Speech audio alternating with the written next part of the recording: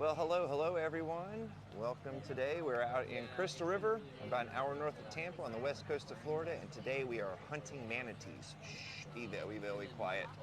We're out here looking for some manatees that we can get some of our guests into the water with. Crystal River is the home of the manatee. Here in about another month, as manatee season opens up, Gulf temperatures start to drop. We'll have several hundred, 600-700 manatees coming into our bay. Get in there right now. We're still waiting for them to open that back up on the 15th. They had a shoreline restoration project, some construction going on over there. That should be opened up here in the next less than a month now. We're less than a month out for manatee season. So while we're heading back here, we were over in Magnolia Springs, which is where we're headed straight ahead right now. Yesterday, and had, I don't know, maybe about a dozen or so manatees over there, some moms and some calves, and just some couple of them floating on the surface. So while we're waiting, thanks for those hearts. If you guys want to help out, just double tap that screen a few times. Let TikTok know that we are out here creating live, engaging content. That helps that algorithm get more folks to join us. And we're at a one-way intersection right here. Hey, the 1, 2, 3, 4, 8, 9, 10. You're gonna make my whole goal right there, Valerie. I appreciate it. I'm looking for little hot dogs today. Some hot dogs. It's kind of chilly out. It's not that bad. It was colder yesterday. I'm in shorts today. So this is Sea and Shoreline. They do a restoration projects. So the bridge right now, 27, Valerie. Thank you. I appreciate those so very much. So they're responsible for the dredging and planting of our eelgrass. But our bridge right now is, we've got to make sure we're at the right height to be able to make it under there. So we're at a one-way intersection. So we let them cross. I don't know how long we're going to be able to stay out here right now. The wind's kind of pushing some the water back in. So we may have to scoot out a little bit quicker. Hey, you guys might recognize this fellow over here. This is Captain Wayne.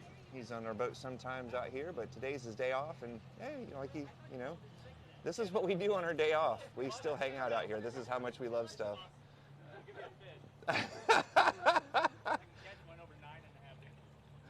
Yeah, right?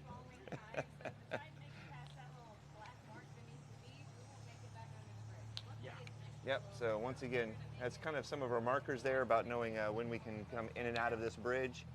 Back here straight ahead, just past, so we've got Mermaid Amanda and Ricky out here today.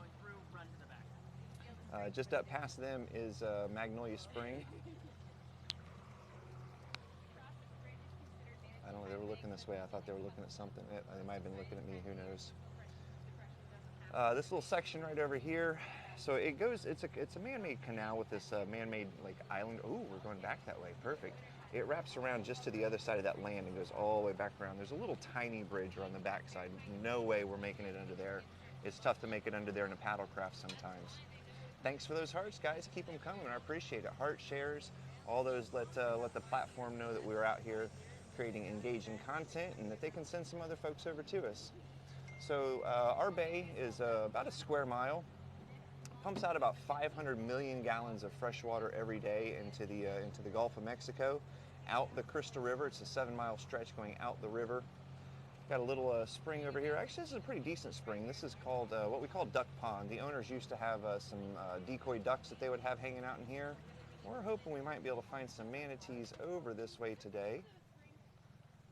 So we're going to keep an eye out. One of the things we definitely want to look for is their nose popping up. Obviously, they breathe air. So every couple of minutes, they'll come up, take a breath, head back down. If they're sleeping, they can stay underwater for up to 20 minutes. We'll talk more about that as we go along this adventure, so stay tuned. If they're just going along grazing or eating or swimming, doing whatever, doing what manatees do, about 3 to 5 minutes, they'll come up, take a breath. So looking for something sort of like that. The other thing we want to look for is what we call manatee footprints. What's the air temp? We're supposed to hit mid-70s today. Yeah, it was pretty cold this morning by Florida standards. We've got a couple of our U.S. Fish and Wildlife volunteers over here out on their kayaks. So yeah, it got a little chilly last night. Gulf temperatures started to drop a little bit. That's why we're suspecting a lot of these animals have made it into the spring areas trying to seek warm water refuge. Manatees are not fat. So, they don't have the fat reserves like a whale or a seal or something like that. Once Gulf temperatures start dropping, just like us, they develop a hypothermia type of situation. It's called cold stress for a manatee. They develop lesions on their body. So they have to come into our springs, which are a constant 72 degrees. And that, you know, that couple of degrees, honestly, is life and death for a manatee. I'm just trying to keep my eye out right now. What we're looking for is, like I said, either a little nose popping up or what we call manatee footprints. As that manatee swims along, its circular tail, as it goes up and down in the water, creates these plumes along the surface, kind of like you're skipping a stone across the surface of the water. And the manatee's right in front of that.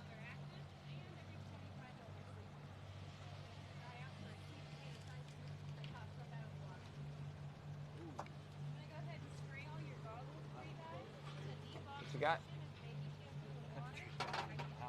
Huh? Uh-oh.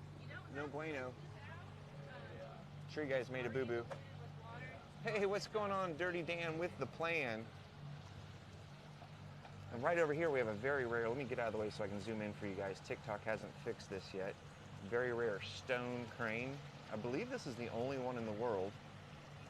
I don't know. I guess some Christopher Columbus action. I don't think that's going to be happening today. Oh boy. You know, I thought I just had to worry about Chad, but you know, apparently I have to worry about Dan too.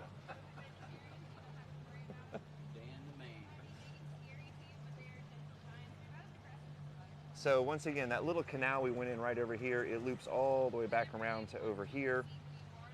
In less than a month, November 15th, when all of the sanctuaries go up, because we've just deemed that you know, manatee season. That's when we open the borders and the manatees are allowed to come back in. Just kidding, borders are open, anybody can come here. But this whole section will be closed off, and unless you have a very cleverly designed manatee costume, you're not making it in there. So there'll be a set of buoys going across here over to the other shoreline, and this is Three Sisters, the shoreline over here. This is the land portion of Three Sisters. As we wrap around that canal, head back around the other side of it, we'll get over to the water. Oh, yeah, we got a couple of boats back here, which are, you know, always a sign. We're looking for noses and manatee footprints, the little tail swirls, but, you know, other boats up here are always a good sign. So, but what we want to do is we want to find a manatee that we can get by ourselves for our crew here and for our guests. We don't want to have to, you know, intrude on somebody else or share a manatee. We want our very own manatee. But if there's one, there's probably more than one. So Three Sisters, when you guys do get a chance to come, there are two ways to come. One is going to be by land, and then you get these lovely nature trails that you can walk all around. It's a nice little visit. You have to go to the city to get access. They have a bus or a trolley that'll bring you over here. But if you come by land, you cannot get in the water. If you come by water, you cannot go on the land. So we can take you out there by water, either, you know, obviously on our boat. We have kayak tours that we can bring you out in. Oh, what we got over here? Oh, we got a little turtle right over here. Once again, let me slide out of the way. Looks like a little yellow belly slider there. Out getting some sun, drying some of that algae off of his back. That's what they do. They got in the sun, that'll dry that algae off. You can almost see us from Citrus Springs. Yeah, that's not too far away. All right, so there are a couple back there, but once again, we're not trying to take a number. This isn't the deli. So we're gonna scoot back around, see who else we can find on our own. Yeah, we got plenty of time right now, so let's go find something on our own if we can.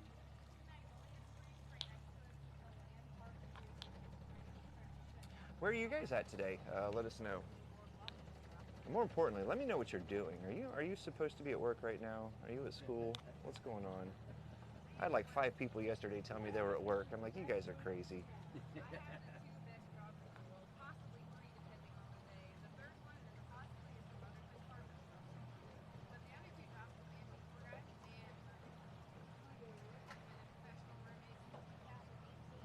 PA on medical leave. I'm sorry to hear.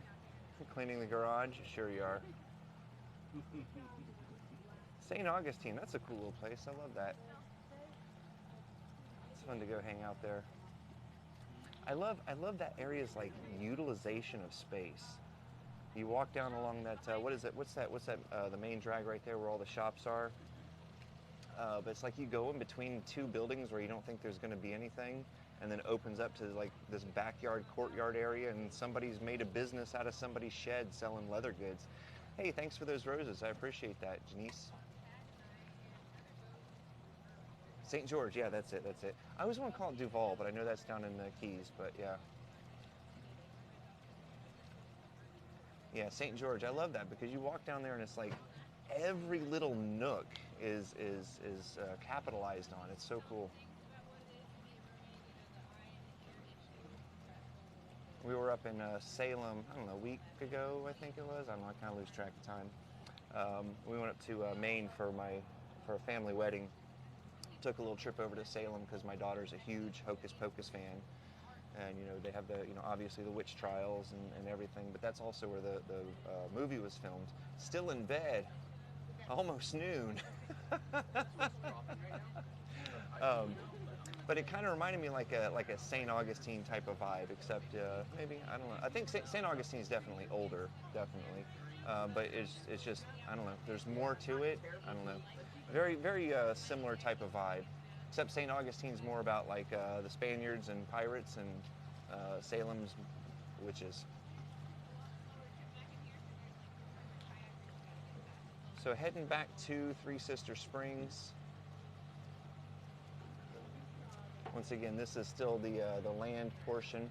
We did fly into Boston though on our trip over, and we were at one of the beaches. Is Revere Beach, I guess, is the oldest public beach, was what we were told by our Uber driver. Good morning, beach guy from North Carolina. Yeah, we are on a boat ride. I'm gonna be up on top of the boat here in just a minute if we can find some manatees and try and get you guys a better view. I can't go in the water, unfortunately, with this. While yes, cell phones are, well, at least the iPhone 14 and whatnot are waterproof, cell phone signal does not work underwater. So as soon as I go underwater, not only does my mic go out, but so does the cell phone signal. So you guys just get a black screen, I lose connection. We have started posting just a couple of videos up on YouTube where we take a 360 camera underwater. And so you can put on a, you know, the VR headset, or even one of those ones you put the phone into. Put a snorkel in your mouth, lay down on your living room floor, have one of your kids splash some water on you, and hey, you're swimming with manatees. We are posting a bunch of our lives, so this one, as well as some of the past broadcasts, are getting posted up on YouTube. So make sure you guys hit that link tree in the bio. Head over and subscribe to the YouTube as well. Hit that notification so you'll know when we've got some stuff up there. And we're probably going to start going live on that platform as well, a couple days a week. We're out here Monday, Wednesday, and Friday on this platform going live. And so, oh, yep, we got one passing by right here. I don't think he's passing. I think he's just kind of hanging out there. Yeah. That might be our guy. Might be our guy. This is Three Sisters. Once again, I'm going to pan out because TikTok has not fixed this feature. TikTok, please fix this. When you have the picture-in-picture, there's no zooming. But this is the reconstruction project that they've been working on. Hey, Don, thanks. I appreciate it. Oop, we got a breath coming up. Where's he at? There he is. Woo! There's two, I think there. Little snooty nose. There's two manatees there. Yeah, because he didn't turn around that fast. This one's turning around now to check out the other one. Let me zoom back out. Yep, there we go.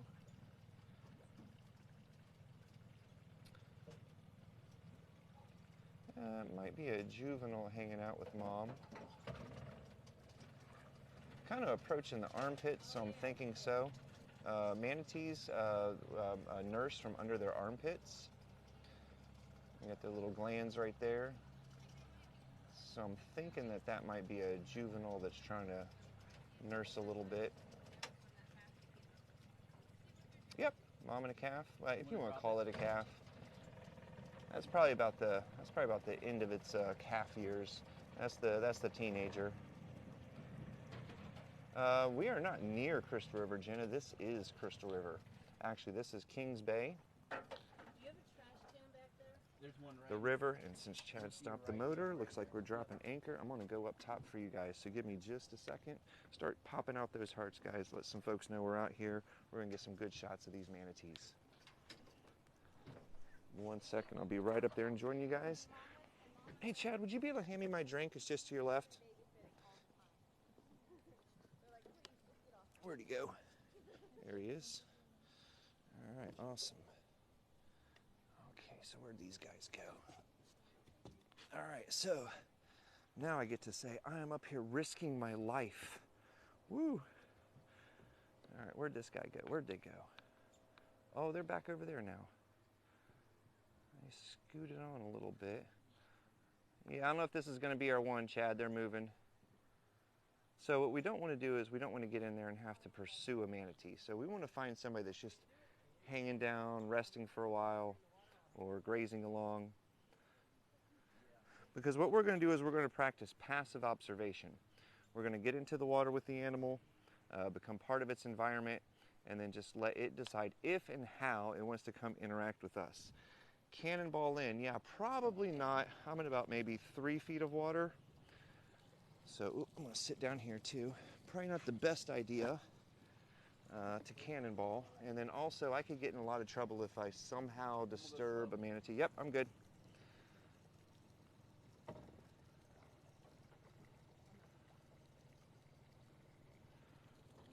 So we're going to reposition here for just a second. They kept moving, right? Yeah, they scooted out a little bit, but I don't know if they're actually on the move or they just got back together.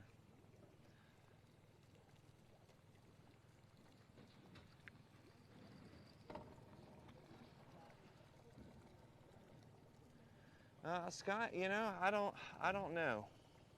I've heard from some old timers, but at the same time, here's the deal. It's a very lean meat. Like manatees only have like a 3 to 5% body fat, so I don't necessarily think that would be the most tender type of meat. But I know that you know, in the past, before they were protected and there were so many laws and regulations and eyes, that there were people that ate them. There's not a lot of meat on a manatee, and there's not a lot of fat either, like we just said. Most of the manatee is comprised of an enormous set of lungs. So like we were talking about just a few minutes ago, here, I'm going to get back in here. Like we were talking about just a few minutes ago, they only have a 3 to 5% body fat, so they have to come into the springs to stay warm. So once again, not a lot of fat on them. But their lungs, they can stay down underwater for up to 20 minutes if they're sleeping. So huge set of lungs.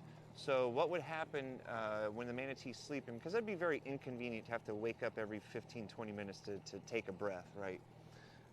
So what happens is they have a set of muscles around their lungs, just like we have a diaphragm, right, that helps you breathe. And you can control that while you're awake, but when you're sleeping, it turns into like an involuntary type of action. Once again, 3 sisters right over here. Excuse me. So what happens is when they're sleeping, it's more of an involuntary action. That when they're oxygen rich, right? They have a lot of oxygen in their lungs. Those muscles will start to compress and contract around the lungs. That animal will start to sink to the bottom, and as there's an exchange rate, and it converts to CO2 and becomes CO2 rich, those muscles will relax. The animal will float to the surface, and this little nose will pop out. It'll take a breath, and then now it's oxygen rich again. It'll compress and it'll start to sink back down. So it just repeats that process. Kind of similar to like maybe coughing in the middle of the night, rolling over, something like that. Yeah, you kind of briefly halfway wake up and then you just go right back to sleep. So.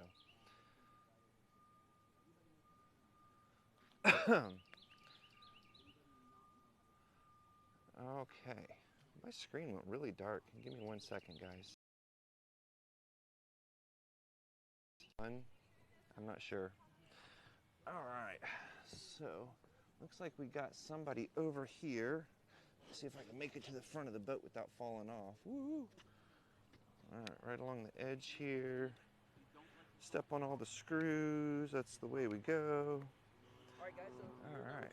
Oh, yep, we got one floating right over here. Check that out. A big old fatty. A big old fat manatee right there.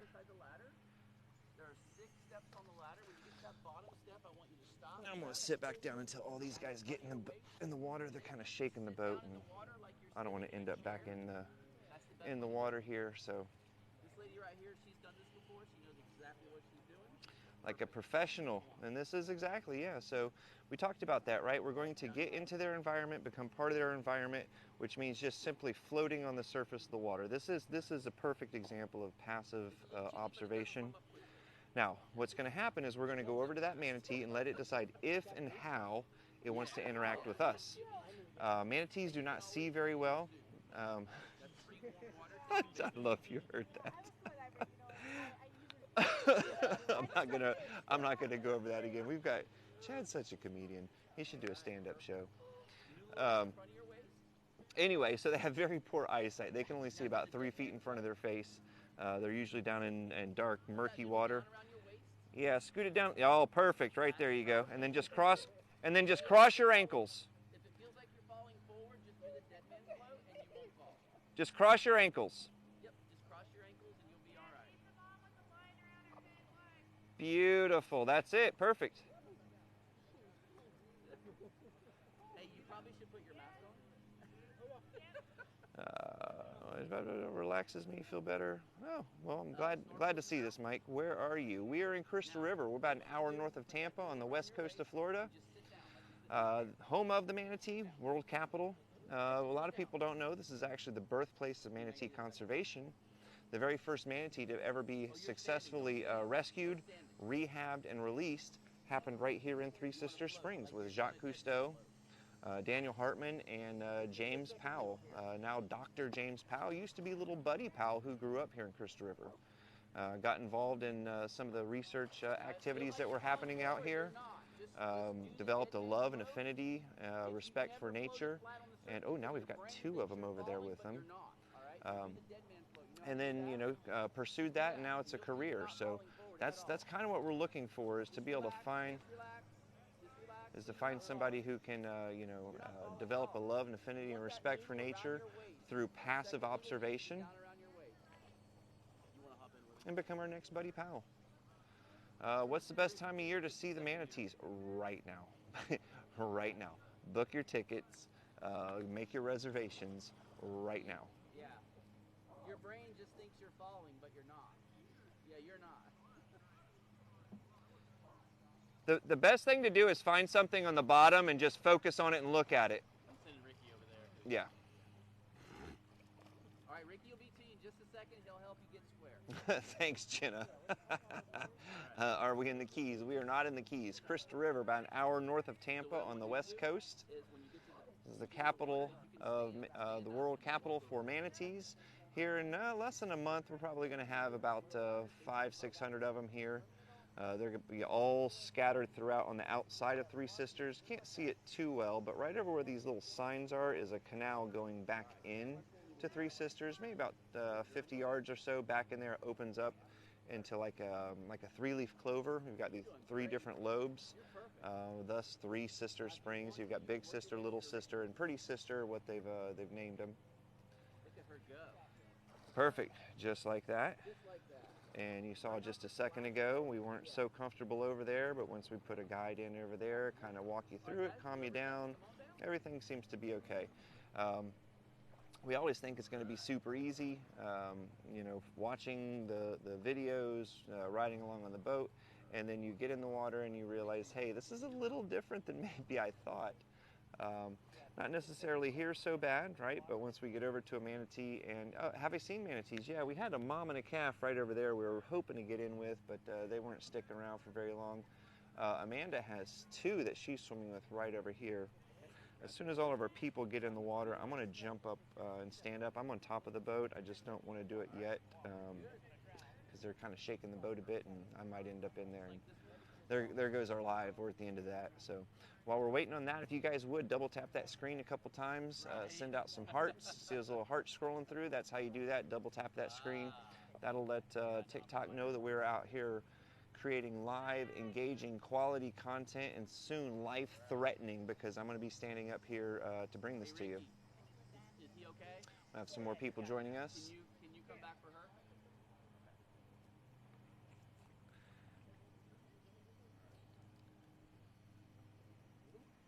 When do they give birth?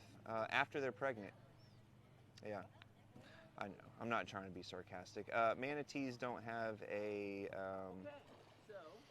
mating season, so to say. It's an opportunity season.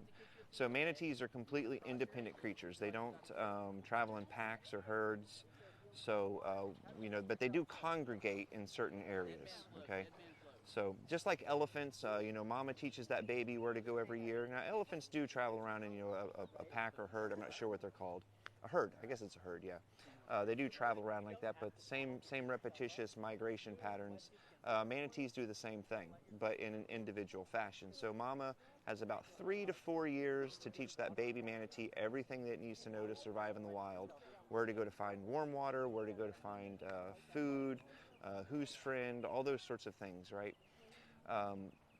So as they come together and maybe like here, right, for a warm water refuge, the Gulf temperatures are starting to drop, all the manatees come here. Well, hey, it does take 2 to tango, so it's more about opportunity. How long are they pregnant for? About 13 months. The breeding process is a little bit, oop, here we go. We've got them passing by over here. I'm gonna go ahead and stand up. Not everybody's in the water yet, but I think I can get a good little balance here. All right, so yeah, we've got 2 right there. We're gonna just kind of hang back. You can see Amanda's bringing some of our guests up just to see if these guys are gonna stick around for a minute or if they're on the move. Should be coming up for a breath here in a second. Now you see this guy right here. This is a female, and I'm assuming this is either a teenager, failure to launch, right? He's still hanging out in the basement playing Xbox, or this is a frisky little male trying to sneak up on her. I'm thinking by the size, this is probably just a frisky little male trying to sneak up. So, yeah, they seem to keep on moving. I think that's a male chase. So anyway, this is a good example, right? So a manatee herd, or a mating herd rather. So manatee mating is a little bit vicious, if you want to say it that way.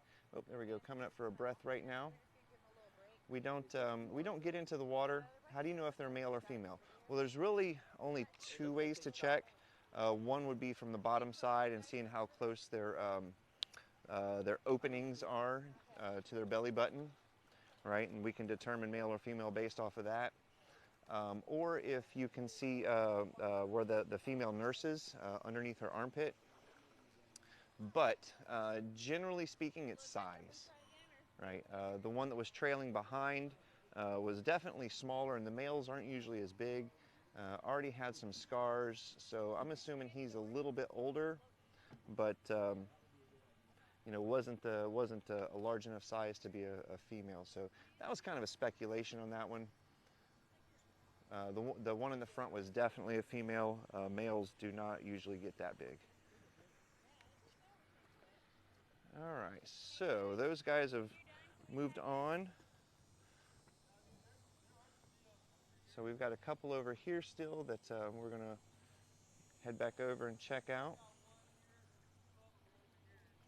Okay, so it says you can only look, not touch them. All right, so here's the thing. I'm gonna go ahead and throw this out there for you. If all the stars align, right, can you touch a manatee and not go to jail? Yeah, probably. We won't have Officer Craig out here putting you in handcuffs, but that's not the best thing for the manatee, right? The law says it's called a take, right? Was there a take caused? And a take is basically that you've caused that manatee's behavior to change. Now, some people look at that, and there's some interpretation of that. Some people look at that and mean immediately. We look at that and think about over the course of that manatee's life, right? So while petting a manatee, touching a manatee may not change its behavior immediately, over the course of its life, that manatee is going to learn to seek out humans for affection, and we don't want that to happen, because while we all love our manatees here in Crystal River, we got 2 more coming in, Chad? Yeah, right here. Whoop, whoop, right underneath us. Right? I think that's the same, yeah, that's the same batch. They just turned back around. Yeah, so Yep. All right, so Amanda, you're going to want to turn and head towards Judge's boat now. as hot as they're moving by, I am pretty confident that that's a They can do almost as much as a dolphin can. that's a juvenile male chasing along that female, Yeah. and she's wanting nothing to do with it. Coming up for another breath right there. So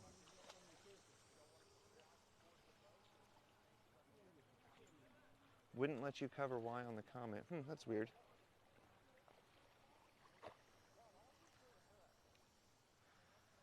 So if he will leave her alone for a few minutes, she'll probably just hang out here and we can get our group to come over and hang out. Now manatees, like we talked about, don't see very well. They've got about 3-foot eyesight. They're usually in deep, dark, murky water. But evolutionally, they developed a set of hairs all over their body that they can sense vibrations in the water. So from about 10 feet away, they can detect a human heartbeat. So if you are doing like these folks are right here, right, just floating on the surface, being calm and gentle, that manatee may get curious, right? And if they get curious, they want to come over and check you out. Well, some of them, they all have different, you know, personalities and behaviors. The young ones especially, just like us, they're more curious about the world. They want to check things out. And show me some, please. Okay, so Nathaniel, no, I cannot swim in the water and show you some, please. The best I can do on a live, because cell phone signal does not work in the water, is to be able to show them as they're passing by. My other recommendation would be to head back over to our profile page. We've got tons of videos on there. Of course, you know, this is TikTok, so a lot of them are comical.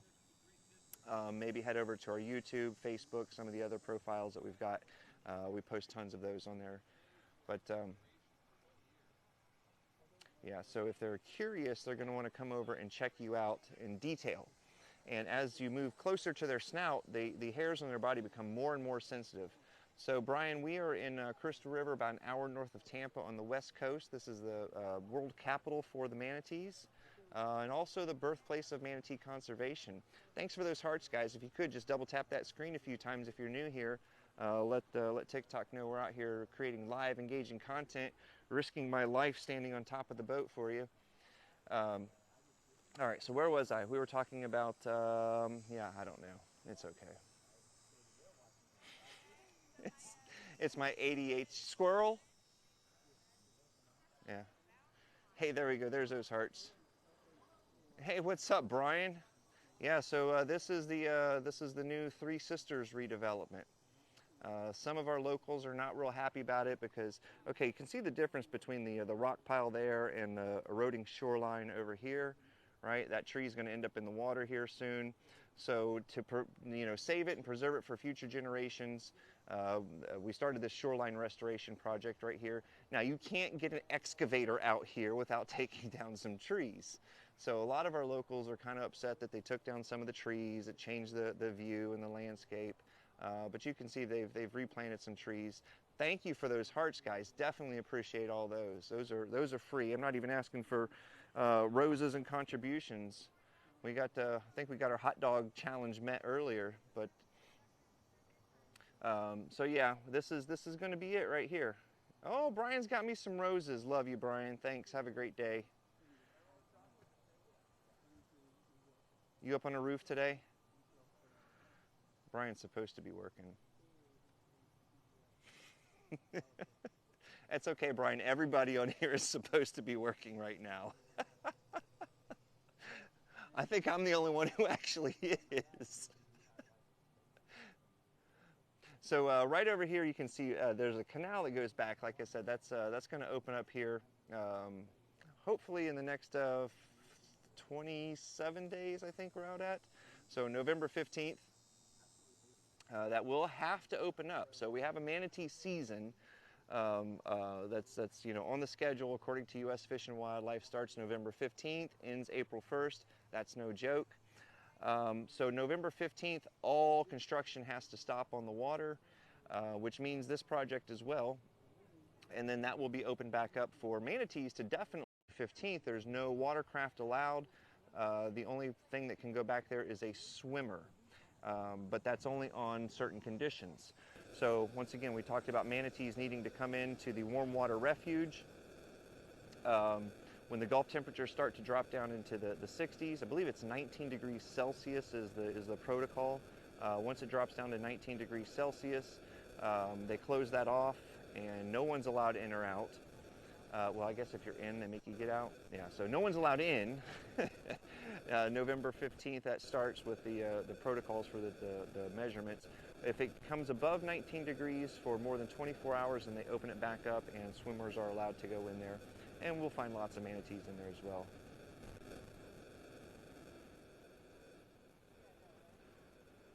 Oh, goodness, Dan. I'm not even... Mic is sounding weird, like static. Let's see, I got... yeah, I'm not sure. Anybody else getting static from the mic?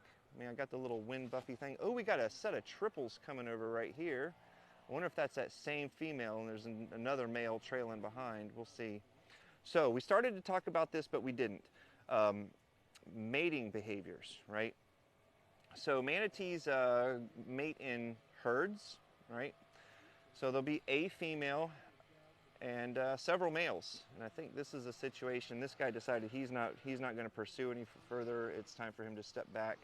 And yeah, that is. So once again, we can tell by, you guys might not be able to see it, but that's the same manatee that's been chasing this same manatee since we've been back here. He's courting her pretty hard. But what'll happen is he'll get with maybe 10, 15 of his other friends, and she'll hang out with them. So what's going to happen is you're going to have several males, a female. Ready for this math, ready for this math. They're all going to mate. Some of them will mate with the female.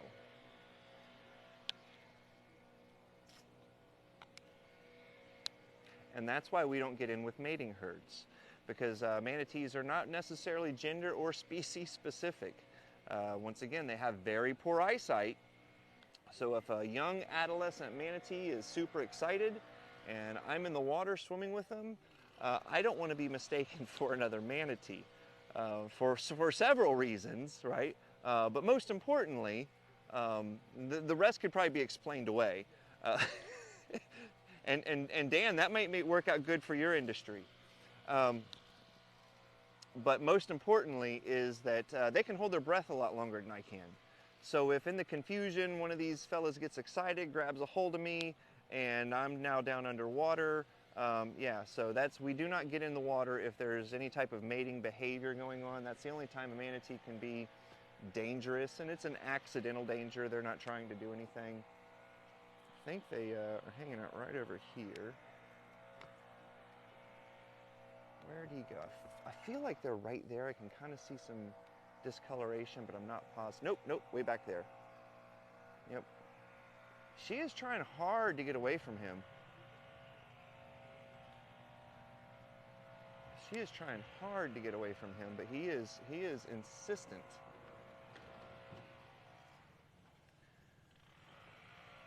What are we doing, Chad?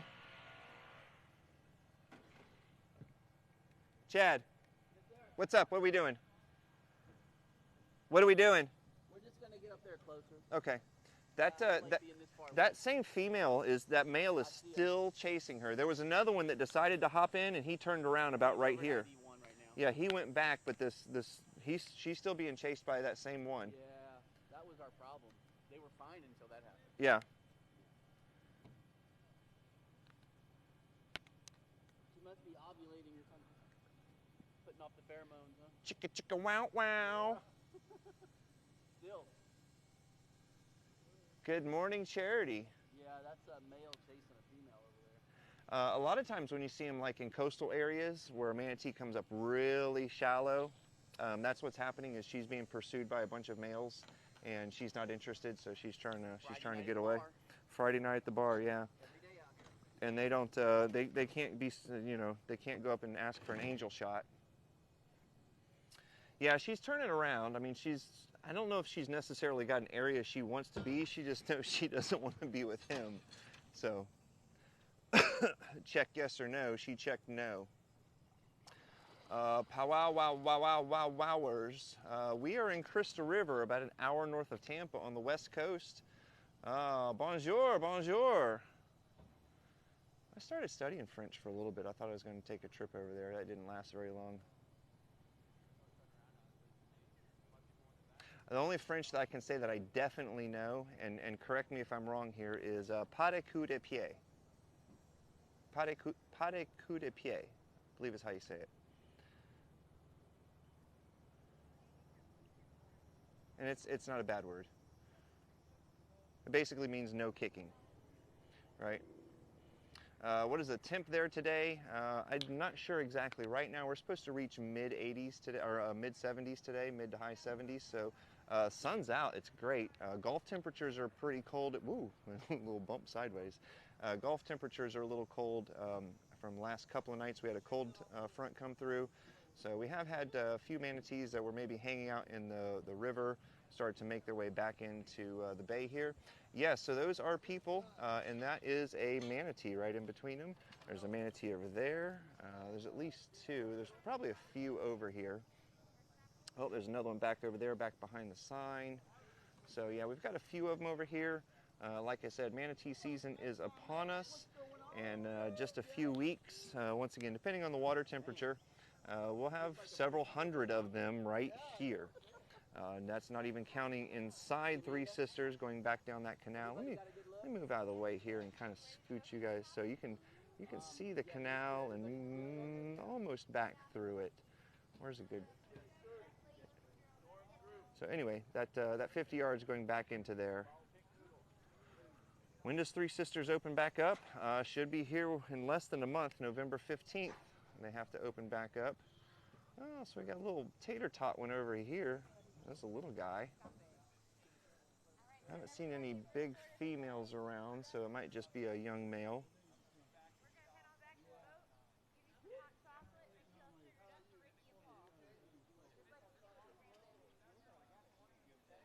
You want to float with them. Hey, well, come on out, Jelly. That's what we do. We FAFO.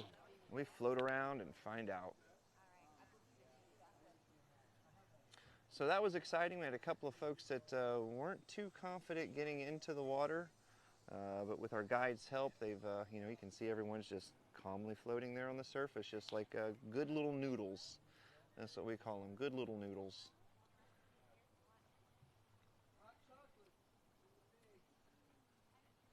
Do you do this all year round? Peanut asks. Yes, we do, 100%. Now, once again, during manatee season, like we're coming into, you can see it's obviously a lot easier to find manatees. But then also, they're usually in clearer water, so that's a you know, a plus. But you can see there's a lot of people too. So during the off season, that would be April 1st through November 15th, just basically going the other way. We do have a resident population that'll stick around every year. They're a little harder to find sometimes. Not always in the clearest water, but usually we have a much more intimate experience in those encounters because there's not as many people. So not only do the manatees come here, but because everyone knows it's manatee season, we get a lot of people to come here. So just kind of depends on the experience you're looking for. But yeah, we do this year round, and I have yet to go out on a manatee tour that we did not find a manatee.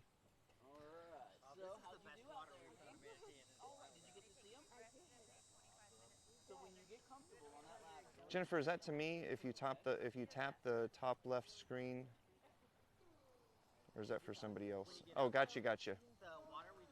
Are the manatees still endangered? I'm not sure. So I was, I feel like I was listening to, I may have read it, but I came across some information the other day that was talking about that. And because of the huge starvation event that happened last year over on the East Coast, several hundred manatees died of basically starvation. Agencies were out there actually feeding the manatees to try and keep that population alive. I think that they might go back onto the endangered list. They've been unprotected for a while. However, none of that changes anything in regards to the Marine Mammal Protection Act, which is what really protects these animals. The Marine Mammal Protection Act of 1972, I believe, is the real authority in being able to protect these animals. It's not necessarily whether they're endangered or not. So even if the numbers increase and we can get them off of that list, they'll always be protected under that.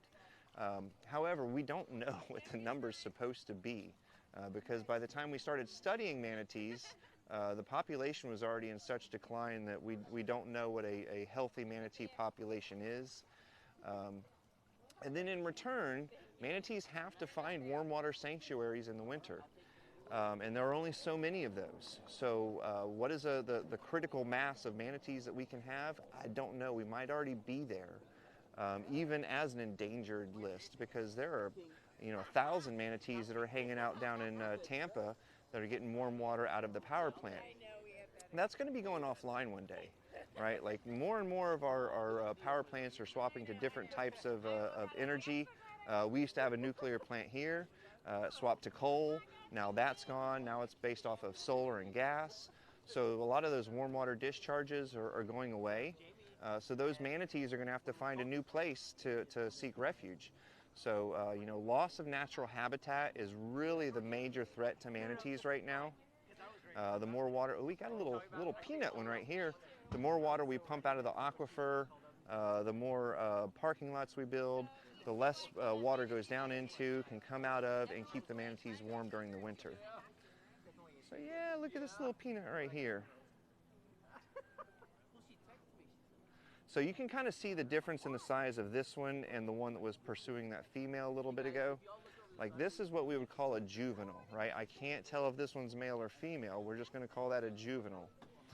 But that one that we saw chasing the female a little bit earlier was obviously a good bit bigger.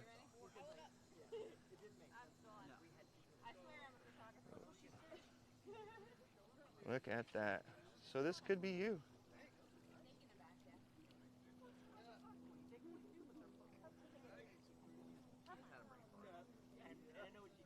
I think he heard the camera. He's coming back facing you. Some of them are super hammy, photogenic. Come on up.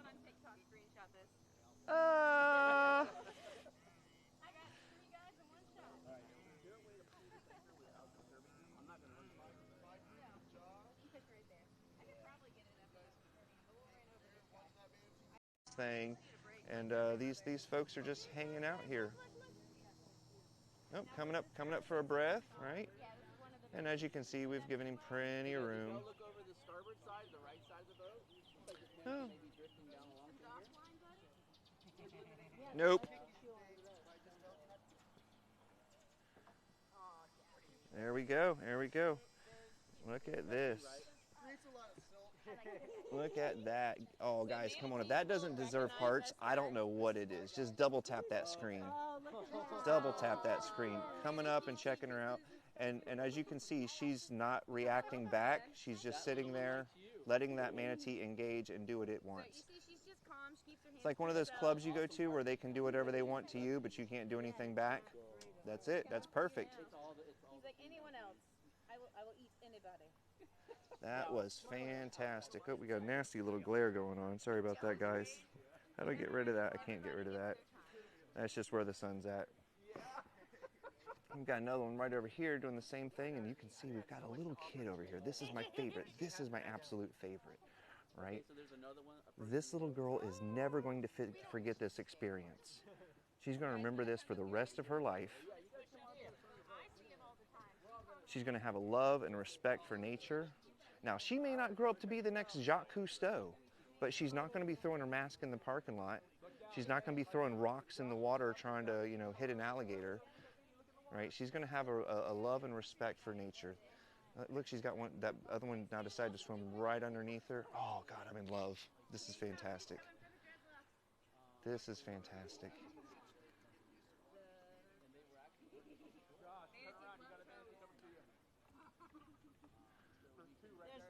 Yep, so there's two right there hanging out. There's another one back over there, and I feel like there was another one scooting around somewhere. So this will be back open in November sometime?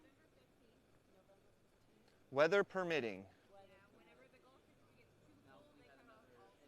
Oh, this is amazing. They're having a little discussion, a little manatee discussion.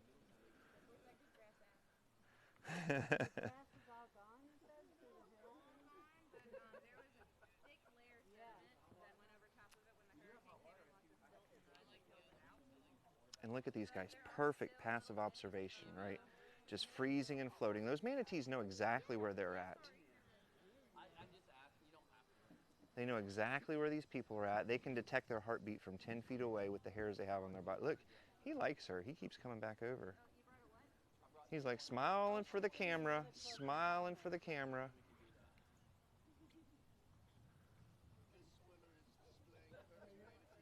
Oh, it's wonderful. This is beautiful. Like, I couldn't explain this any better. And even as he's coming up and over here kind of nudging her, she's just, you know, reacting no differently than a buoy would, right? Or a piece of driftwood. All right, what was, we got a question up here. Why is no one afraid to be bit by an alligator? Everyone's afraid to be bit by an alligator. I'm afraid to be bit by an alligator. That's why I don't get around alligators. Did the manatees push on ahead of us out there? You've still got two over there just past the sign, and then this guy hanging out right here. Oh, I see the third one now. Yeah, he's in love with her. He keeps coming back. Yeah. That might have been the one that was chasing that other female. Or no, because he had a scar.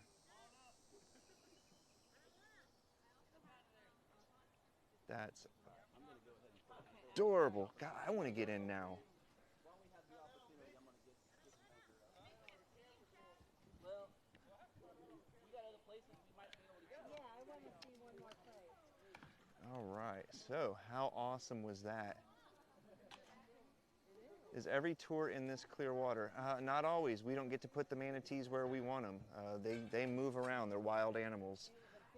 Today, this is where these manatees, look, he's coming right up at him. And once again, just hanging out, not doing anything. And as you can see, he's using his little fat whiskery lips right there, right, to check him out, identify if he's friend or food. I don't need any. I'm good. That's what they do. They use their big fat whiskers on the front, like a visually impaired person would use to see detail. That's how manatees see detail. We went 2 weeks ago.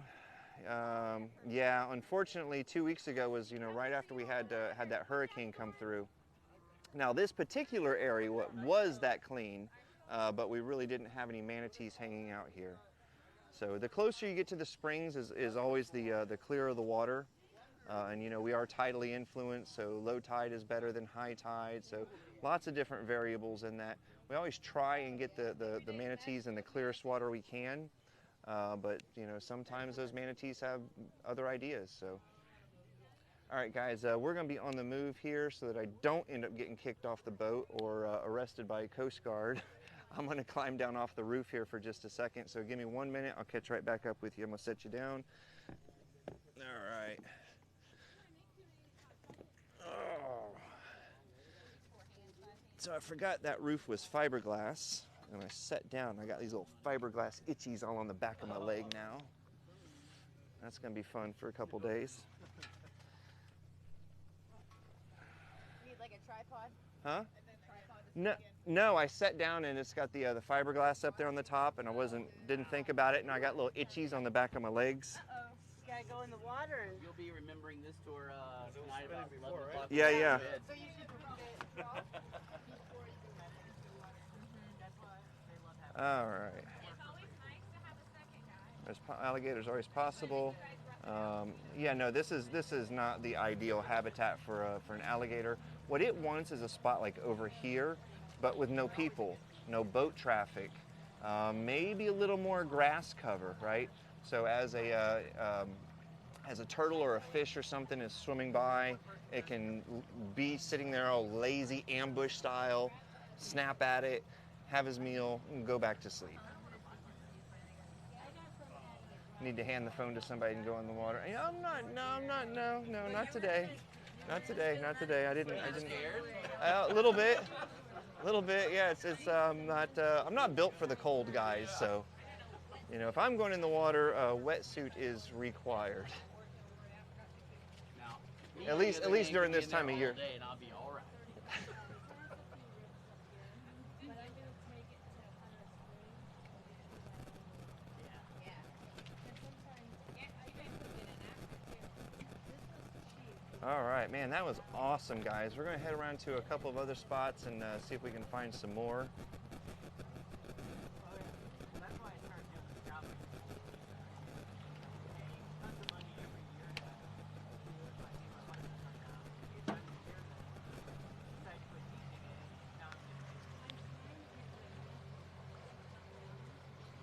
in. Okay. So this is the land area. We just passed the water entrance to the Three Sister Springs. This is the land area. It's a pretty good size, chunk size of land. It was actually privately owned at one point, and it was up for sale. The gentleman who owned it kind of dredged a pond in the middle and started filling in a lot of swampland. And so it was one of those things where, you know, humans actually did something accidentally good for nature, and it created this whole little Three Sisters thing over here. So he had it up for sale. There was a bottled watering company that was looking at purchasing. There was some condos that were looking at purchasing it. But a bunch of the local residents got together with the city and our local water management district, and through the Florida, I think it's called the Florida Land Trust Fund, were able to purchase this. Now, so it is owned in part by the city and the city and our local water management district. But with that that purchase came a lot of covenants, right? A lot of things that have to happen, like biological studies that we just, as a city, we're a small city of only 3,000 residents. We don't have the resources, you know, to have biologists on staff to do those sorts of things. So what we did is we contracted with U.S. Fish and Wildlife to manage the property. So U.S. Fish and Wildlife right now has a 20-year management agreement with that property where they perform all of those ecological studies, the assessments, and are responsible for all of that. Same thing happened up here with, once we get past the bridge, this peninsula of land on the left. We call it an island. It's not an island. We call it Shat's Island because old man Shat years ago filled in that little spot right there.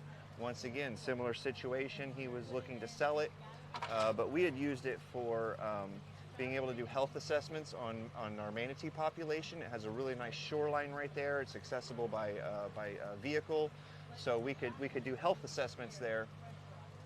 We could do releases and rescues there. So we saw the value in that as a community, and same thing happened.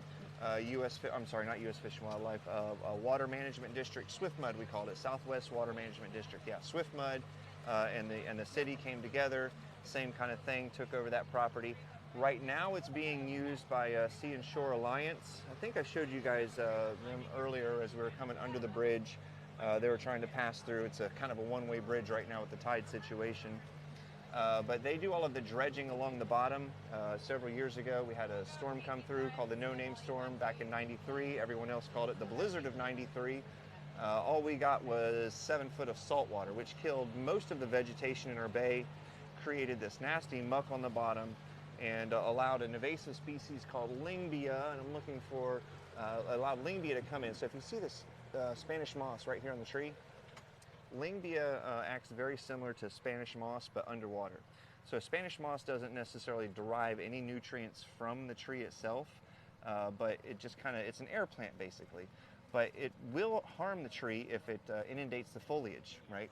So if it covers up all the leaves, then those leaves can't photosynthesize and the tree just starts systematically dying, or that branch does at least, right? So that's kind of what happened. Here's some of our Sea and Shore folks right here, right? Out here working today. Thanks, guys. So what happens is that Lingbia draped over all of the foliage that was left, all of our vegetation on the bottom, or just the muck, right? And created this impermeable layer that nothing could grow through. So Sea and Shore Alliance, as part of the Save Crystal River Restore Kings Bay project, was hired and contracted to come out here to dredge all of that off the bottom, get us back to a nice solid substrate, and then we replanted eelgrass. It's a specific eco type of eelgrass that handles a higher salinity of water because we are tidally influenced. We do get storm surges. And so right up over here, we can't really see it. There's some privacy fences and everything, of course. Three Sisters. But they dredge it up, and then over here is their filtration plant. So that's what this little piece of property is being used for right now. And that's the little shoreline I was talking about right there. So if we do rescues or even health assessments, because as manatees are coming back and forth to Three Sisters and out underneath that bridge right there, we can have somebody up on top of the bridge identifying what's coming out. And then a bunch of volunteers, maybe 15 to 20 people over here volunteering in the water, and we just kind of corral the manatee into an area that we can then bring him up on shore. We do a little health assessment. You know, it's a physical. We do check their weight, check their length, take a blood sample, all those sorts of things. tag them if they need to, whatever they're researching at the time, and then release them back into the water. And then compare that data year over year, location against location. We always come out on top. We have the best population of manatees here in Crystal River. All right, so there were a couple back over there, but that's kind of a low area, very shallow. And as we get in there, it's gonna muck up, and those manatees are gonna make it really cloudy. So we're gonna take a pass on that and try and go find a couple of other ones somewhere else. A couple of birds hanging out over here in the docks. Some cormorants and pelicans. It's getting to be that time of year. We're gonna start having a lot of migratory birds coming back in. So if you're into bird watching, you know, this is a pretty cool little place too.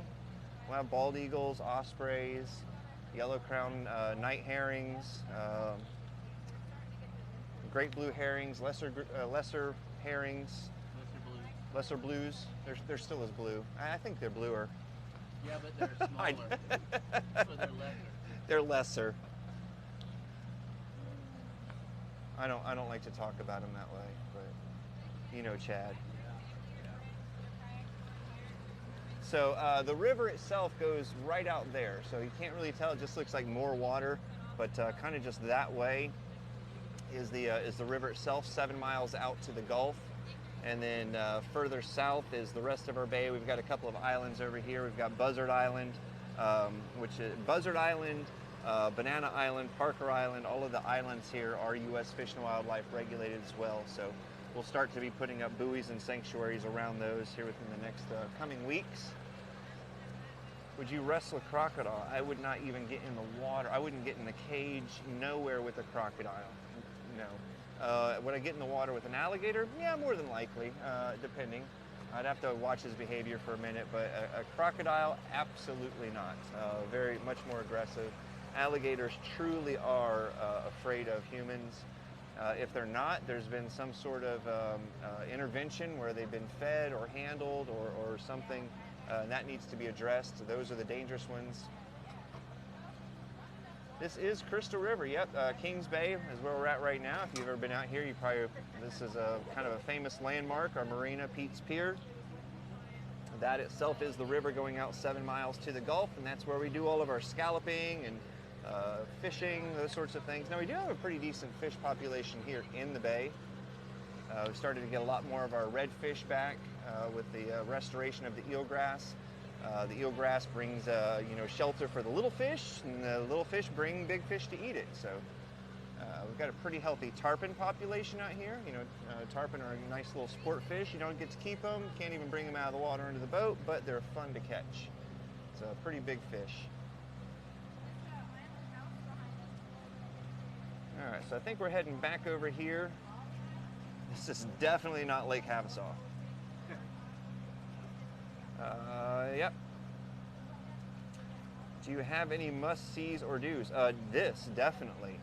Oh, and this is right here. You see this pipeline running across? So this is part of that project that we were just talking about, Sea and Shore Alliance. So as they're dredging and sucking up the muck from the bottom, over here around the corner at one of these springs, it comes back down here, back over to the Schatz Island filtration system. We've got these giant bladders that it all gets pumped into. All of the detritus and material gets stuck in there. The water gets pumped back into the water. Things to definitely do. Yeah, so this obviously, so a couple options would be either on a boat. You saw them just pass by. I think the clear kayaks. We do clear kayak tours. Now with that, you do not get in the water. It's not a swim tour, so you do stay fairly dry. I mean, you can never stay dry kayaking. But you don't, we're not getting in the water, so you can kind of see them and swim with them without actually getting wet, because it is a clear kayak. They'll come right up to the bottom sometimes and check you out, just like that manatee back there was doing with those swimmers. It doesn't know that there's glass. It just sees something and wants to come over and check it out. We do offer paddle tours where we do get in and swim. So no Puma. We just left Three Sisters. We're back there hanging out with a couple back there. We'll be opening up Three Sisters. It's closed right now for the shoreline restoration.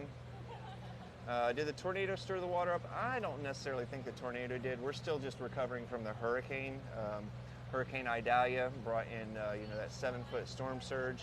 So there's still a lot of silt and muck out here that it'll all eventually get washed back out. But we have a high residency rate here of our water. The water quality coming out of the springs is great, even compared to some of the other rivers we have around here, like Rainbow River and Chazawiska. But the difference is those aren't necessarily tidally influenced as we are. So what happens is as our water comes out of the spring and the tide comes in and out, our water will back up for a while, and then as the tide goes out, it'll flush out, and then it'll back up and flush out. Think of it kind of like if you're in the shower and you take a washcloth and throw it down on the floor right there in the drain. It's going to fill up, and then you kick it out of the way. The water's going to wash out. It's going to fill up again, right? So that's kind of what happens. If we had a constant flow, this wouldn't stick around; it'd be gone. But it just needs to be stirred up a little bit. Yeah. So Legion Beach was donated. That was to the city several years ago. It is now Hunter Springs Beach. And that's where we started as our little kayak shop operation with six tiny little kayaks some 8 years ago or so. Thus the name Hunter Springs Kayaks. Biggest gator on the bay is right Oh, we've got a gator right over here. Right over here. Check it out. You guys see it? Let me move. He's meant to keep the birds away, and if you can Da-dun, da-dun, da-dun. Where'd he go? There he is. now the water's going to start clearing up a little bit. All right. Closer to the big springs up here. Yep. I don't know if you guys heard Chad say that, but we are moving in towards, back here we've got Hunter Springs, Jurassic Spring, House Spring, and Post Office Spring. You get back in water, but the water's So we'll start getting a little clearer. I promise it'll be warmer than what you are right now. I got my chocolate after. Definitely, all the hot chocolates you want. And we are pretty shallow here. You can see some of the rocks and sand right there on the bottom. We have to kind of stay over in this little area. This is the boat canal. So you can take that wetsuit off. Where is that at? We are in Crystal River, about an hour north of Tampa on the west coast of Florida, home of the manatee and birthplace of manatee conservation. Very first manatee to be rescued, rehabbed, released was done here in Crystal River. The first significant study to be done on manatees was done here in Crystal River. Yes, you have. You've done. What's the temp? We're in the 70s above water. Underwater, we're at 72 degrees, a constant 72, 22 degrees Celsius. And that's why the manatees come here, to stay warm during the winter. Oh, awesome, Christina. This is my favorite little beach in the area, Hunter Springs. So we are coming up to it, and they've got an observation deck up here. I don't know if they've opened that, but do you know if they've opened that observation deck back up, Chad? They had it closed after the storm. They had to get an engineering survey approval or some baloney. Yeah, whatever. Okay. So hopefully they'll get that figured out soon. But you can come up here and hang out, and a lot of times just catch manatees coming back and forth from out of the springs, going back out to the rest of the bay. We called this area back over here bathrooms because there are the bathrooms for the park. But there's a couple of springs and some sand boils back there in the back that a lot of times we'll find manatees in as well. Tide dependent. Do the manatees mind the people? Well, it depends on whether the people mind their manatee manners or not, right? So if we're being good little noodles floating on the surface of the water, practicing passive observation, no, manatees don't care at all. We're not bothering them. They get harassed more by each other than they would by us. Now look, But people are getting in the water with no wetsuits on up here. So you guys get wetsuits. he's giving our guest a hard time. Yes, we are in Florida. Hour north of Tampa on the west coast, Crystal River. Fish swimming around. Oh, yeah, we got a little bass right over there. Choo, taking off. This is the spring itself right here, Hunter Spring. So right about here, we'll see a little like disturbance in the surface of the water. Yeah, there we go, just past that buoy. That is the spring itself bubbling up. As we continue back along there, we've got House Spring around the corner, Jurassic Spring, and then Post Office Spring. Beautiful. So someone was asking a little bit earlier about what else to do here in the area. Obviously, I want to recommend this adventure above anything else. Next would be the Homosassa Wildlife Park. We have Lou, the hippo, who's actually a Florida resident because he was going to be deported. You could only have him in captivity in a certain area for so long. Our governor several years ago made him an actual resident of the state so that he could remain in our refuge over there. What else is there to do? I would recommend going to the mermaid encounter. The Mer Tailor, he's a world famous mermaid tail designer. A lot of his tails are featured on many different shows you guys have probably seen. He has his own aquarium that he's built. You guys might be familiar with like the Wiki Watchy experience and the mermaids there. Well, as a young child, he was one. And then, the state taking it over and yada, yada, yada. They stopped it for a while. They started again. They couldn't figure out their act. So he actually built an aquarium at his facility that people can go and watch mermaids do a show there as well. There's a lot of different interactive things with stingrays and fish and stuff. So yeah, really cool. Mer Tailor's Mermaid Encounter.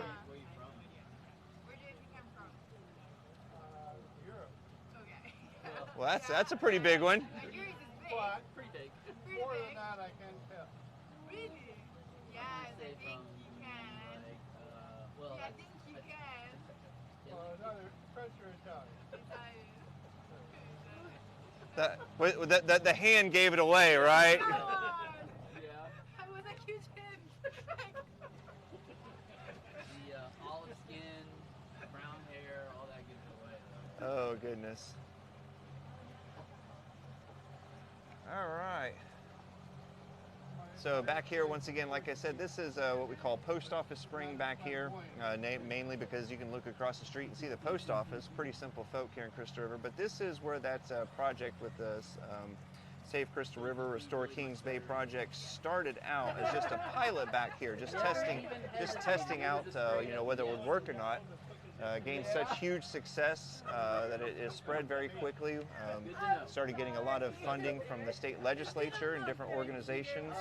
That project is now spread down to several other rivers south. The Homosassa, Chazawiska. I hear they're starting in Wiki Watchy with the dredging. They haven't started replanting yet. It's okay. But hopefully that this concept will be able to move over to the East Coast. We got a cormorant right over here. Be able to move over to the East Coast where we had those large-scale starvation events the last couple of years. You should be teaching people while you're here all the good stuff. Spreading these things. Yeah, you gotta do that. Some little ducks scooting along their way. And this is part of that filtration system right there. Once again, you can see their It's really low. pipeline running through here. Just kind of cruising along, hoping we can find another one up here in some of this clear water as well. Not sure what we're going to come across. You never know. Never know.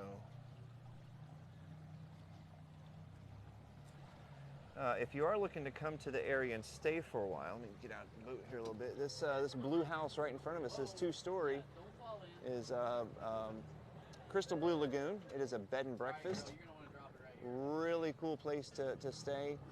Right back in between these two houses, right there, that little canal goes back into a spring we call, once again, house spring in between the two houses. It's kind of like your own little swimming pool if you're hanging out there swimming or staying at that place. So check that out if you guys are heading over to Crystal River, Crystal Blue Lagoon. Awesome Airbnb to stay at. Actually, it's not. I think it's a legit bed and breakfast. I don't even think it's. Yeah, because they had to get different zoning. And you can see super shallow right here. There's some little fishes swimming around, little minnows. I don't think we're going to have a manatee back here right now. It's kind of shallow. Anybody have any questions so far? Does anybody need any extra ski fog? Questions about manatees? How much water do they drink? How much water do they? All of it. Every bit of it. Until they're not thirsty anymore. Yeah. Chad's asking me that because I was on here one time and somebody asked me, they were going over all the different questions, and their son wanted to know how much water does a manatee drink, and I didn't know that, so I went and looked it up. And there's a whole formula to it. It depends on if it's a primarily saltwater, freshwater? What vegetation does it eat? How big is it? And so there's like this whole, no. No. Oh, cool. Yeah, we're Depends on how thirsty it is, for a minute. I guess And is then best I'll be response. back. I'm targeting Right one. by you here, sir.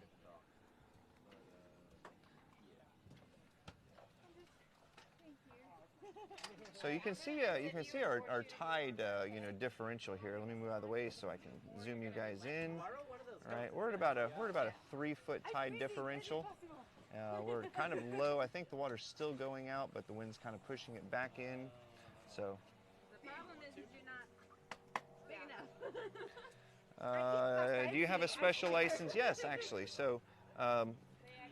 This is the only place in the world that you can swim with manatees, supposedly, right? So what that means is the same rules that apply to manatee harassment apply to manatee harassment anywhere. But most agencies, specifically Florida Fish and Wildlife Commission, they really aren't in the business of deciphering whether or not you did something wrong, interpreting that law. So they would much rather tell you not to get in, not to swim with the manatee, to get out of the water, just to avoid that whole type of scenario.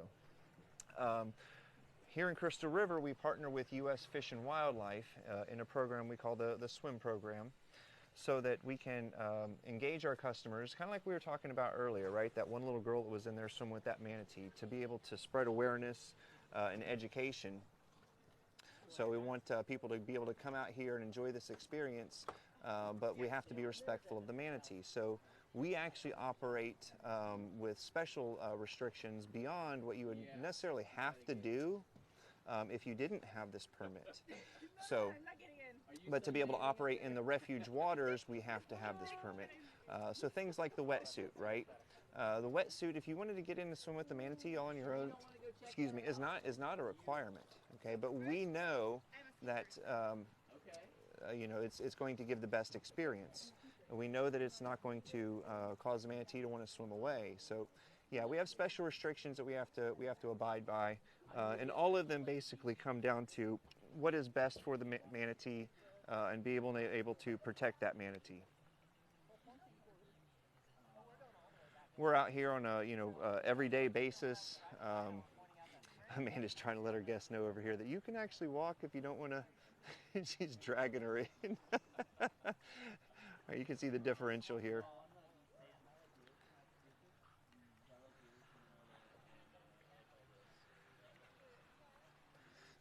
Pull this line out of the water here. Every time. It's a really cool thing to do. But yeah, we're out here on a regular basis. Most of the rescues that are performed here are dive shop initiated, outfitter initiated.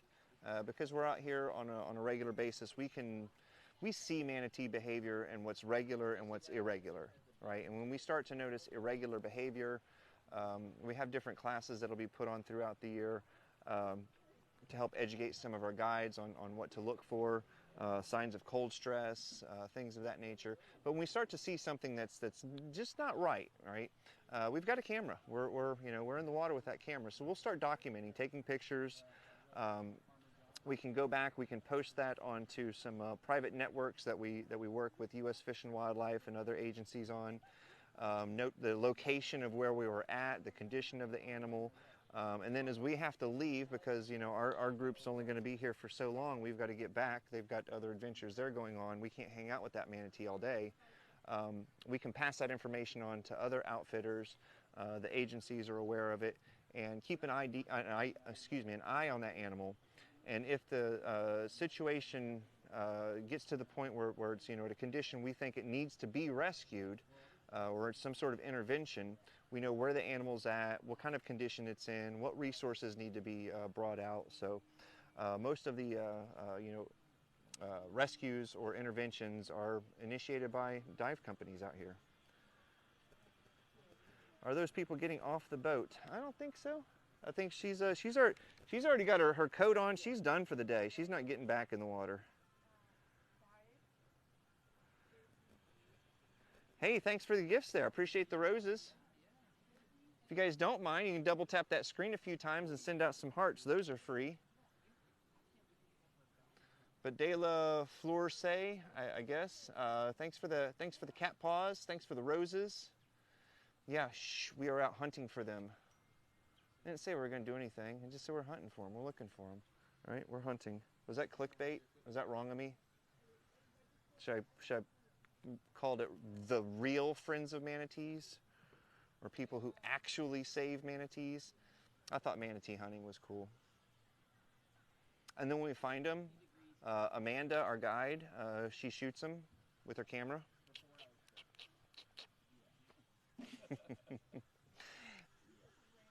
No, we love these animals. Oh, we got a little apple snail here. Is it just the shell? Yeah, somebody wrangled that up. I remember collecting those when I was a kid. It's like, cool, look at this. I thought it was the awesomest thing in the world. Thank you for answering. Most people are respectful of manatee and keep their distance. Yeah, I don't know about that. I don't know about that. I don't view people as... So, all right. I have a friend that, a very respectable person in our community, right? I went to high school with him, but he went on vacation a few years ago. And I was watching his vacation on his feed, right? Of all the different places he was going, and the entire theme of his vacation was to stand beside whatever sign said not to do something and do it and take a picture of it, right? So if it said don't stand on the grass, it's him like standing on the grass with the picture. It's don't sit on the fence, it's him sitting on the fence taking a picture. So when people go on vacation, it's all out the window, right? There's no holds barred. They don't think they're ever going to come back here again. They're never going to see me again. What are they going to do, right? And so you develop this whole different type of mentality when you're dealing with people that are on vacation or touring. So no, it's critical that we're out here as part of this process. Some of our worst infractions I see are, are locals. That you can't tell me what to do. I've lived here my whole life. Yeah, no, I've kind of lost my faith in some of humanity, and that's why we're out here. We're trying to restore that in some people, and we see it every day. Hey, thanks for the sausage there. I guess that's a sausage, hot dog. I don't know, it cut off, it wouldn't let me see what it is. We were talking about that eelgrass project a little bit earlier, and how some of it, got swept up in this last hurricane that we had come through. But right here, let me zoom myself out so I can get you guys in there. Where are we at? Let's see, right over here. Yeah, there we go. You guys see all the little grass? It's starting to pop back up right in here. Oh, cool, I can point to it with my shadow. Where is it? Oh! All right, so we got a little grass. It's starting to come back up, right? Usually that grass is a lot thicker, a lot richer, a lot greener, but all the sediment that got brought in with this last hurricane and the storm surge did cover it up. It set it back a little bit. We're hoping we get enough of it back in time that's ample food for the manatees coming into the bay to stay warm. There's plenty of food out on the river and in the Gulf for them if they want to head out that way and grab it. Hey, thanks for that thing. I'm not sure what that is. What is that? I don't know. That looks pretty cool though. But yeah, they can always go out there and get food, but we don't get to go out there and swim with them. An ice cream cone, love it. I'd love an ice cream cone right now. It does grow pretty fast, but once again, and the manatees eat it very fast. So, hey, De La Flor, sending some chili peppers. Yeah, manatees, so they eat about 10% of their body weight every day. So for a 1,000-pound animal, that's a lot of seagrass that they're eating every day. And then you take that and multiply it times this 500 to 700 we'll have in here in a few more days. That's a lot of seagrass each day getting consumed by manatees.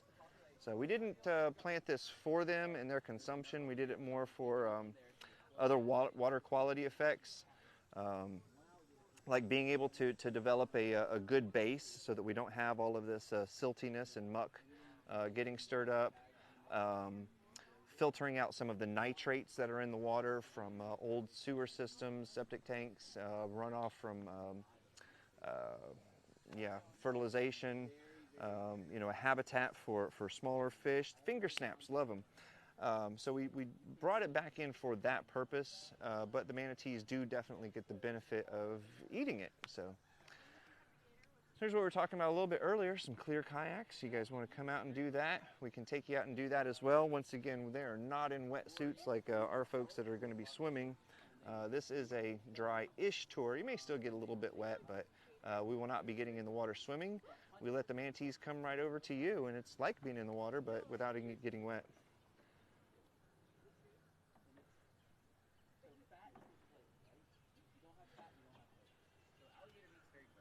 Say that again, Chad. I don't think they heard that. If you don't have fat, you don't have flavor. That's There you go, folks. It's official.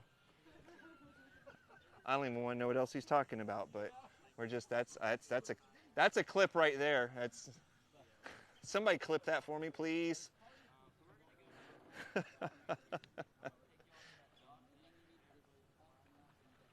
I hear manatees tip kayaks over. Yeah, I mean, it's not a regular thing. I'm sure there's been people get... Okay, so I've been on my paddleboard and come across a manatee that I didn't know was there, and it decided, it just wanted to move all of a sudden and kicked up a big wake, and it knocked me off my board. Does that mean that kayak or that paddleboards are tipped over by manatee? Yeah, no. Does it happen? I'm sure it does. So what did he say? He said fat equals flavor. If you don't have any fat, you ain't got no flavor. I think he's trying to talk about gator meat. Chad is an avid gator hunter. His name strikes fear in the gator community.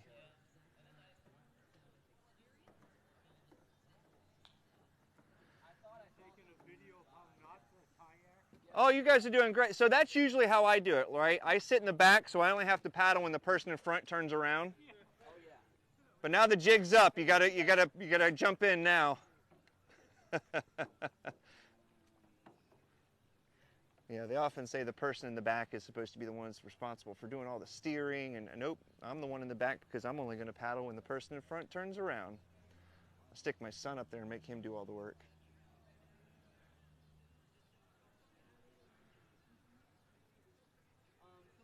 So do we have anybody on here right now that's going to be coming out in the next week or so, maybe? Oh, seems like De La Fleurs might be coming. No, those aren't ours. Ours are actually clear. Those are like semi-clear. Those are like translucent. Those are old, scratched up, somebody else's, but wanted to give you guys at least an idea. No, ours are actually clear.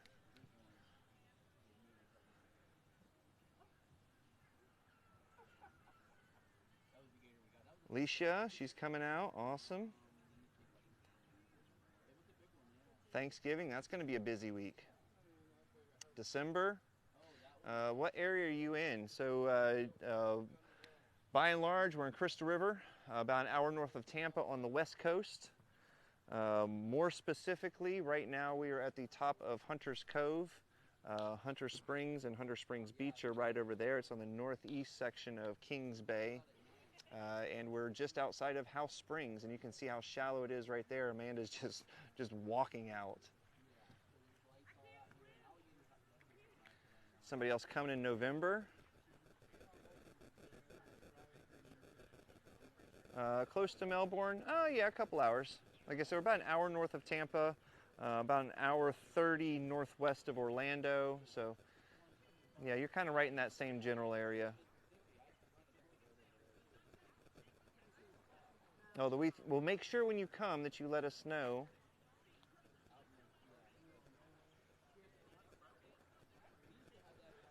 Oh, that's unfortunate, Mags. Said she was out here in the Bay Area. It was real murky and couldn't see anything.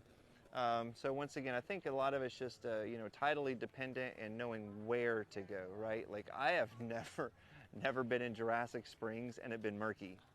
Right, you may have a layer of grass on the top, or you know, something like that. But there's 500 million gallons of fresh water being pumped out of our springs every day. So I think a lot of it just depends on where you go and when you go, what access you have.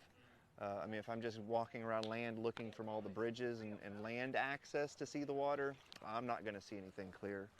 But if you get in the water and head to the right areas, we can always find clear water, but it doesn't always necessarily mean that there are manatees in that clear water. So it's kind of a double-edged sword. We've got to try and figure out both of them. Apple snail shells. Yeah, a tornado didn't necessarily affect the water too much. That was more of the hurricane we had a month or so before Hurricane Idalia. And if you guys want, head over to our the link tree in our bio. Hit up our YouTube. We were out live during that whole hurricane. Well, the hurricane had already passed. We were getting a storm surge. That's kind of how it works in our area, that counterclockwise, and we're on the west coast. So when the storm goes past us, then the swirl of the water being pushed back in happens after the storm. So we were out here for about 4 hours, waiting around in storm surge, making sure our boats were secured, nothing happened to our building, all those sorts of fun things. The people in the wetsuits had disappeared for a while. Where'd they go? Right back in here. Remember I was telling you House Springs, right next to Crystal Blue Lagoon, the bed and breakfast that you can stay at. They've got almost like a little swimming pool right there, but it is a spring. It's called House Springs. Turn around, show TikTok. Oh, are we juggling? Juggling snail shells. Apple snail shells. Somebody put a cowboy hat and a mustache on him. Somebody got a cowboy hat and a mustache you throw on him?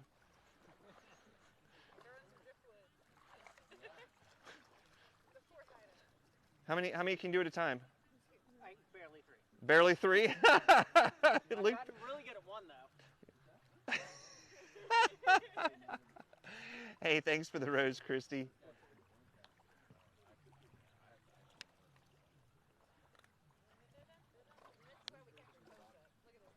Yeah, once again, see, the bottom just stirs up so quickly. You know, obviously we want to keep our feet out of the water and on the surface so we don't accidentally kick a manatee, but also to preserve the water quality and clarity. A lot of places that we're at with them, super shallow. Manatees don't care. They can't see very good, so you know, they use the hairs all over their body to sense the vibration that's in the water.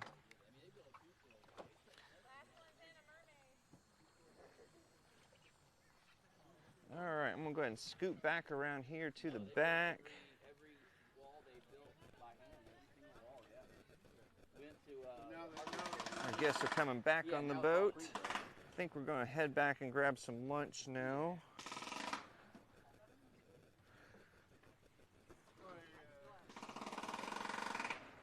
Oh my godparents. All right, oh, wrong way. right. Not on this boat very often. I got lost, Chad. Way north Thank you. of where we live. Yeah. And We still doing mermaid tours? Yeah, on request. We don't have any scheduled right now. That's not really necessarily a cold weather type of experience. We do, so Amanda up here, as well as a couple of our other guides, are mermaids. We talked about the Mertailer being right down the street, world-renowned mermaid tail designer.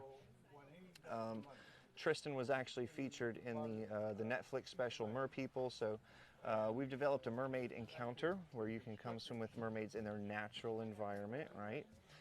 So we go out, we blow this little shell, and only mermaids can hear it, and it doesn't make any noise for all of us.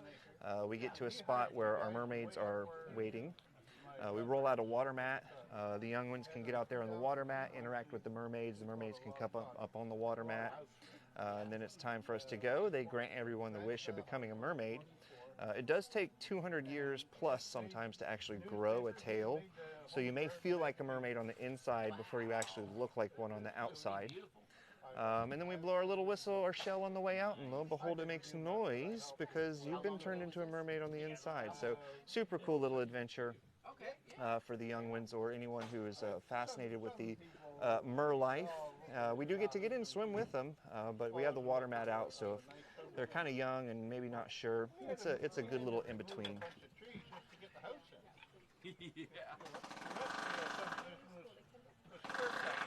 Dan, I don't... I don't even know what that means, Dan. Don't even know what that means. That satisfies the law. You're gonna make me blush. I'll get to it later, Chad. Chad's like, what's going on? Yeah. Yeah, so we don't do the certification. I mean, it's funny because as Amanda's swimming around as a mermaid, we'll have some adults ask her, where did you become how long have you been a certified mermaid? And she's like, how long have you been a certified human? Like, I don't, what's that even mean, a certified mermaid? So. I looked at the fact that I was getting older. Yeah. I waited. I had houses when I was married. Then I was just on my own. Dan, can you send me a DM? Not about that, but just so I have your contact, I can talk to you about some other stuff. Yeah. So when I moved away from the big city,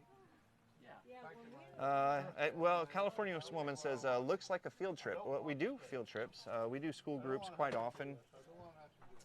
I think our largest one was 175. That was a homeschool group. It's the online deal where they all get together and do different, enrichment field trip type of activities. So, but yeah, if you're interested in some sort of a group adventure for your kids, homeschool, field trip, something of that nature, hit us up in the DM, and yeah, we'll see what we can make happen for you. And always, of course, you can go to our link tree. All the links for our other social and our website and everything are in there. but I've done everything. Yeah. All right, guys. Well, I think this is probably going to end it for us today. Are you hogging up all the hot chocolate? Sorry? I said, are you hogging up all the hot chocolate? Yeah, she is. Are you poured it in your boot now? Yeah. Tasty feet. So when we get out of the water, sometimes we'll take the hot water. You gotta mix it with a little bit of like bay water to cool it down some because it's super hot. But pour it down your wetsuit on a cold day. Oh, that feels so good. So. Do I know where what? Yeah, he's already on his way. Oh, you're out with Brooklyn. Oh, awesome. Captain Jeremy. Jason, maybe? Captain He should Jeremy. probably be there pretty soon. I don't think it was a Jeremy. Trying to think. So who was Brooke out with the other day, Chad? Do you remember? Me? Was she out with you? She went out with me one time. Just like this last weekend? No. She went out, didn't she go out on a kayak tour? No. Sure. Yeah, she was out on a boat tour. Oh, yeah. I don't know why. Gary? What's that? No, can't. It's not coming to mind now. Not Wayne. No. Matt? Our welder.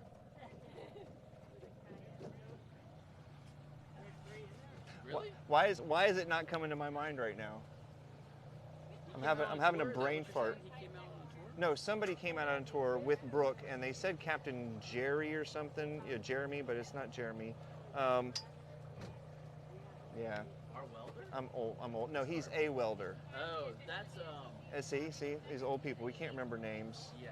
I'm gonna name off like 12 different names, and my dog's name, and Kenny. There we go. Was it Captain Kenny?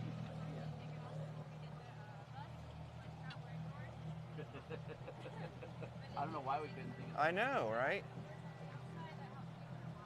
Hey, buddy. Yep, perfect. Awesome. Yeah. Did you have fun? Yes. Why, what's up?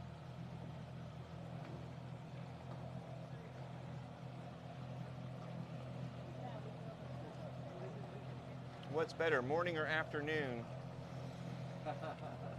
It's hard to say. I don't think that we can run down Salt River. It's hard to say. Like sometimes in the afternoons it's a little quieter, so you can get a little more intimate experience. But the manatees may not be as active and want to engage as much. Earlier mornings, there's more people out there, but the manatees may be a little more interactive. So yeah, it's hard to say. Like there's no perfect formula.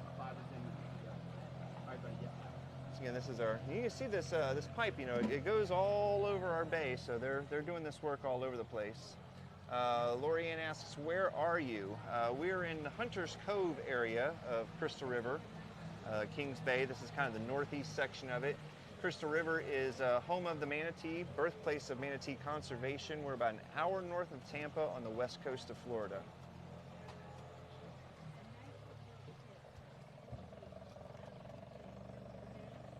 All right, so I think that's going to wrap us up for today, guys. Before I head out, I want to once again remind you, head over to some of our other platforms. All the links are in our link tree in the bio. Hit the subscribe button and notifications over on YouTube, definitely, because we're starting to post some of these lives, our past ones up there, so you'll be able to catch up on all of that. Trying to get some more of the underwater 360 videos posted up there. Still working on the right software to get that really good. I don't know. We used to do it a while ago, and then we stopped doing it, and now we're doing it again. I can't get the right image quality. So yeah, we'll get those up soon. But yeah, head over to some of those other platforms. Hit the follow, subscribes button so you get notifications when we do start even going live over there. But Monday, Wednesday, and Friday we are live here on TikTok. Usually around 11. Sometimes I get a head start. And I think that's going to wrap us up for today. Hope you guys are having a great day, and I will see you all on Friday.